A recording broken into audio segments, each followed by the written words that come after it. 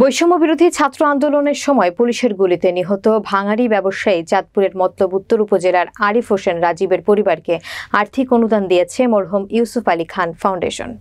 মতলব প্রতিনিধি জাকির হোসেন বাদশার প্রতিবেদনে থাকছে বিস্তারিত। শুক্রবার বিকালে মরহুমের পরিবারের হাতে আর্থিক অনুদান তুলে দেন মরহুম ইউসুফ আলী খান মেম্বারের স্ত্রী সাবেক মহিলা মেম্বার রুনিয়া বেগম।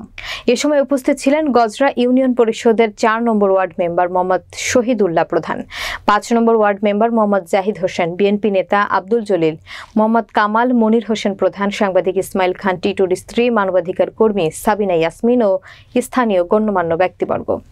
মরহুম ইউসুফ আলী খান ফাউন্ডেশনের প্রতিষ্ঠাতা সাংবাদিক ইসমাইল খান টিটু বলেন, আমার পিতা মরহুম ইউসুফ আলী খান একজন জনপ্রতিনিধি ছিলেন। তিনি দীর্ঘদিন মানুষের সেবা করে গেছেন। তার দৃষ্টান্ত ধরে রাখার জন্য আমাদের এই ছোট্ট প্রয়াস। তিনি আরও বলেন, সাধ্য অনুযায়ী অসহায় মানুষের পাশে থাকার আমার বাবার নামে মরহুম ইউসুফ আলী খান ফাউন্ডেশন প্রতিষ্ঠা করেছি। কোটা আন্দোলনের সময় নিহত আরিফের পরিবারের পাশে দাঁড়াতে পেরে আমি খুবই আনন্দিত। সবাই দোয়া করবেন। এদিকে নিহত আরিফের স্ত্রী ও মা বলেন, আমরা যা হারিয়েছি তা তো আর কেউ কখনো পাবো না। তবে আরিফের শূন্য স্থানে যারা আমাদের পাশে দাঁড়িয়েছে সবার প্রতি আমরা কৃতজ্ঞ।